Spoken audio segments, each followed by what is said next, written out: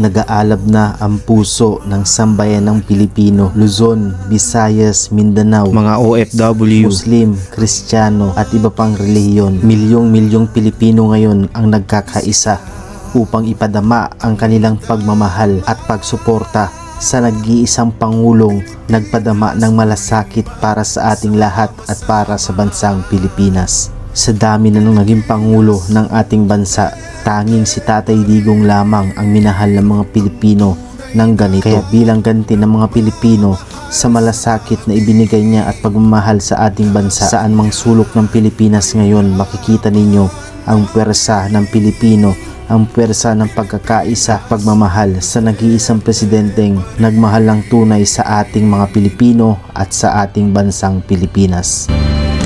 Inang bayang minamahal, lagi kang ipagdarasal na muli kitang makita. Pilipinas, bangon, may pag-asa pa. Pilipinas, Duterte pa rin ang tunay na nagmamahal sa atin. Laban niya ay laban natin. Pilipinas, Duterte pa rin. Pilipinas, Duterte pa rin ang tunay na nagmamahal sa atin. Laban niya ay laban natin. Pilipinas, Duterte pa rin. Pilipinas, Duterte pa rin. Mahal, lagi kang ipagdarasal na muli kitang makita. Pilipinas, bangon, may pag-asa pa. Pilipinas, Duterte pa rin ang tunay na nagmamahal sa atin. Laban niya ay laban natin. Pilipinas, Duterte pa rin. Pilipinas, Duterte pa rin ang tunay na nagmamahal sa atin. Laban niya ay laban natin. Pilipinas, Duterte pa rin. Pilipinas, Duterte pa rin.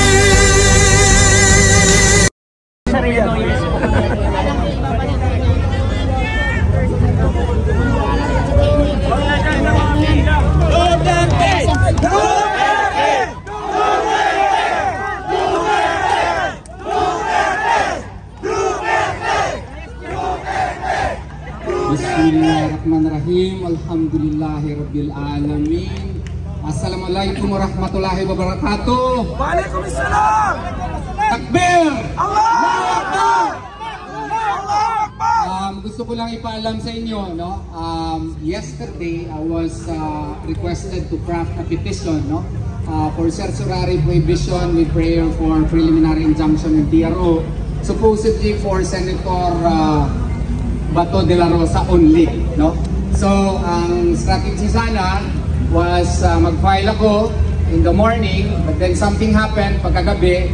I was requested to include the former president, yung ating pinakamamahal na si President Rodrigo Duterte. So, rinabaho namin, walang tulugan, and we were able to file it, no, kaninang hapon kasi mahirap masyado, pati pagpanotaryo hindi kami pinapapasok, no? Yung notaryo publiko hindi pinapapasok. So we had difficulty in communicating likewise kasi kaninang umaga pumasok kami ni Attorney Martin Belgra, no? I was supposed to assist him, and nagkahiwalay kami dahil sa confusion. Siya yung nakapasok, ako ang nasa labas, pero it became a blessing in disguise kasi natapos namin yung petition at na-file. And we were hoping for a TRO, and there was a news kanina na may TRO. So what we did was, I, Attorney Raul Lambino, as well as Kuya Ipe Salvador went to the Supreme Court. But apparently, may nag-overtime doon, so we could not get a hard copy of the order, and we could not verify whether or not the report is in fact true. But what our authorities, ang ginawa nila, minamadali masyado, at ngayon, pinalipat na po si ating pinakamamahal na si Presidente Rodrigo Duterte.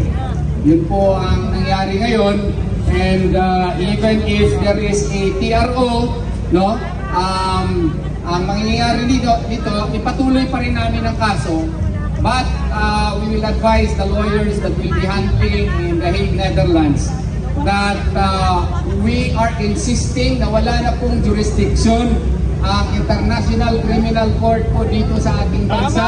Bakit? Kasi noong March 17, 2018, nagpasa na po tayo ng notice of withdrawal po doon sa United Nations. And according to the Rome Statute, such will take effect 1 year thereafter. So on March 17 of 2019, wala na pong jurisdiction ang ICC po dito. Meron lamang exception yan under Article 127 Paragraph 2. And what is that? Except those which are matters which are already under consideration by the court. Now, pag istudyuhan kasi natin yan, may matter ba under consideration by the court in 2019? Wala po. Kasi ang ginawa lamang, ang Office of the Prosecutor was conducting a preliminary examination insofar as the war on crime is concerned here in our country. Anong ibig sabihin nito? So kung wala pong proceedings po sa korte, sa pre-trial chamber, may trial chamber, meron din yan appeals chamber po yung ICC. Kung wala pong proceeding doon, so wala na sanang exception. Wala na talagang jurisdiction ang ICC dito sa Pilipinas. Pero hindi natin maiintindihan bakit yung pang-ating mga otoridades ang mas may interest na magkaroon ng jurisdiction yung ICC dito sa ating Pilipinas, sa ating bansa, no? Siguro meron silang mga political agenda dito, no? Kaya ang akin naman pong ini-insist na since wala nang jurisdiction yung ICC dito, meron naman tayong korte. Kung may mga kasong gusto i-file against kay President Rodrigo Duterte, buhay po ang ating prosecutor's office. Buhay po ang ating korte. Ang tawag nga niyan, complementarity principle under the international law. Dapat i-exhaust muna ang domestic remedies dito kasi ang ICC is a court of last resort, no?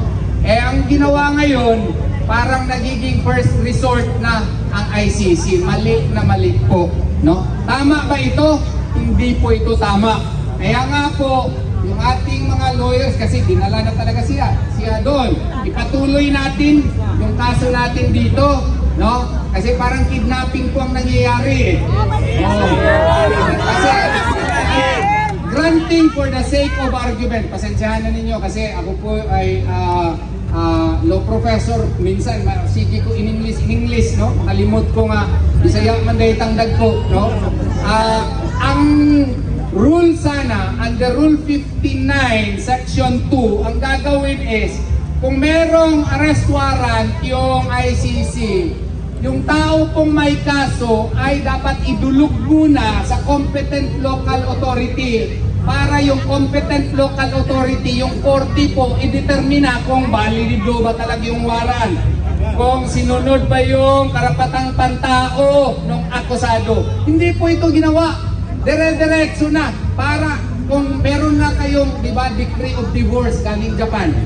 Kung meron kayong decree of divorce galing sa ibang bansa, di ba ipaproba mo muna dito sa Regional Trial Court? No? Bago yan, may epekto dito sa ating republika. Yun din sana ang ginawa doon kung totoo yung warrant of arrest. Hindi ko nga nakita yung hard copy eh. Oh. So dapat i-sinubject muna yung tao to the jurisdiction of a competent local authority para makita kung tama ba na kaso yun, siya ba talaga yung covered ng warrant na yun, at sinunod ba niya yung mga karapatang pantao po ng ating pinakamamahal na Presidente Rodrigo Duterte. Hindi ginawa yun. Pero i-raise ito doon din sa Hague, Netherlands. So may posibilidad po na kung hindi ito sinunod, baka yung Hague, Netherlands naman ang mag-repatriate, mag-order mismo na ibalik dito si Presidente Rodrigo Duterte kasi hindi ito sinunod yung kanilang batas.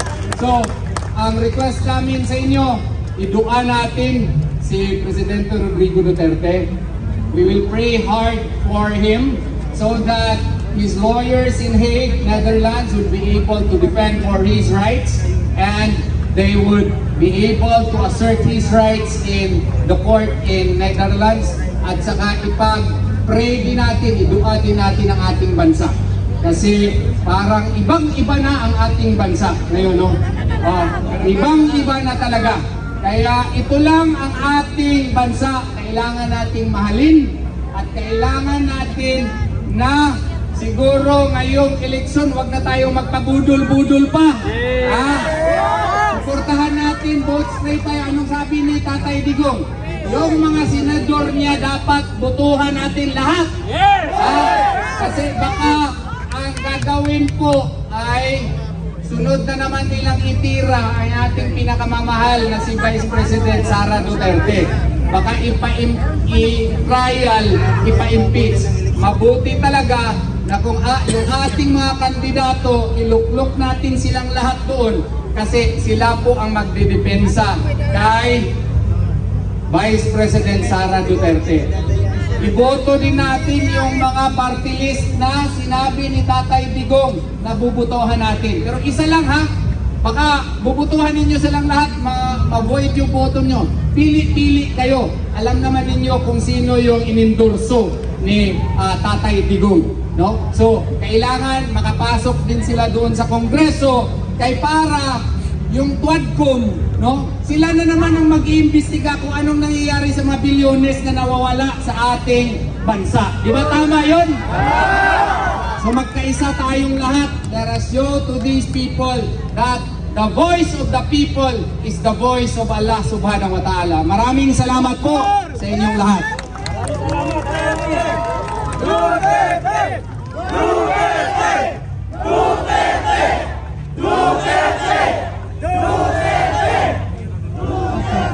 Magandang gabi sa ating lahat.